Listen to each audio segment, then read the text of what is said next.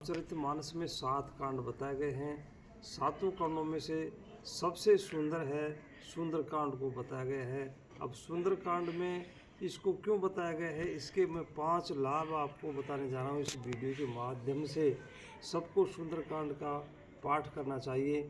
अब सुंदर कांड का सबसे पहला इसमें लाभ आता है कि संकटों से जो आदमी गिर जाता है तो संकटों को दूर करने वाले हनुमान जी बजरंगबली संकटों से दूर करने वाले हैं। रामचरितमानस में अपन पढ़ते हैं, देखते हैं, उसमें विभीषण का एक घर था और उस लंका में अब सारे राक्षसों से घिरे हुए थे विभीषण जी।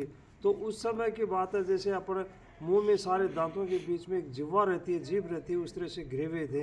लेकिन भगवान ने जो है उनको संकटों से दूर किया, यानी संकट मिटे मिटे सब पीरा, जो सुमरे हनुमत पर बीरा। इसमें एक चौपाई भी है। तो भगवान जो है संकटों से दूर करने वाले हैं, उनके कोई किसी प्रकार के संकट नहीं छोड़ने वाले हैं। तो सबसे पहला है। दूसरा नंबर है उसमें आत्मबल का है। आत्मबल है इसमें भगवान बजरंगबली में जब सीता माता का पता लगाने के लिए गए थे तो इसमें एक इतना आत्मबल जाग गया था कि आत्मबल होने के नाते उसने विभक्ष उसमें जब रावण के पास में ले जाया गया था उसको, तो निर्भीक यानी इस तरह से बड़े कॉन्फिडेंस से बोल रहे थे, कॉन्फिडेंस के साथ साथ में उनका उत्तर दे रहे थे। तो उनमें एक आत्मबल जग गया था। और आत्मबल उसमें एक तीसरा उसमें लाभ बताया गया है। सुंदरकांड का तीसरा लाभ बताया गया कि जो है भूत प्रेतों से दूर करने वाले हैं, कि यानी भूत प्रेत उनके नज़दीक नहीं आते हैं। कि उसमें एक चौपाई भी आती है कि भूत पिशाच निकट नहीं आवे, महावीर जब नाम सुनावे। यानी भूत प्रेत इसमें तांत्रिक विद्या वाले वो बिल्कुल भी नज़दीक में नहीं आते हैं।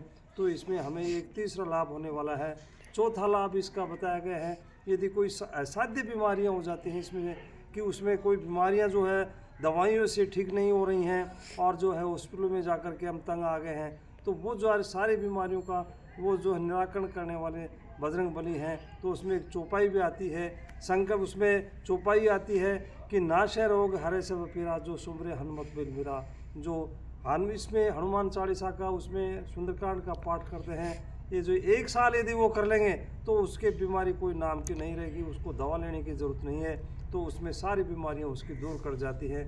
5वां इसका लाभ बताया गया है। 5वां लाभ इसमें बताया गया है कि जब भक्ति भाव में डूब गए थे भगवान, सीता माता की वहाँ भक्ति की थी उसमें लंका में जा कर के, तो उस तरह से हमें भी जो है इसमें एक भक्ति भाव में डूब जाना चाहिए। लंका जो है उसमें गए थे भगवान सारी सीता माता का पता लगाने के लिए, तो इसमें भी हमें इस भारत माता की भक्ति में जो है हमें लीन होना चाहिए।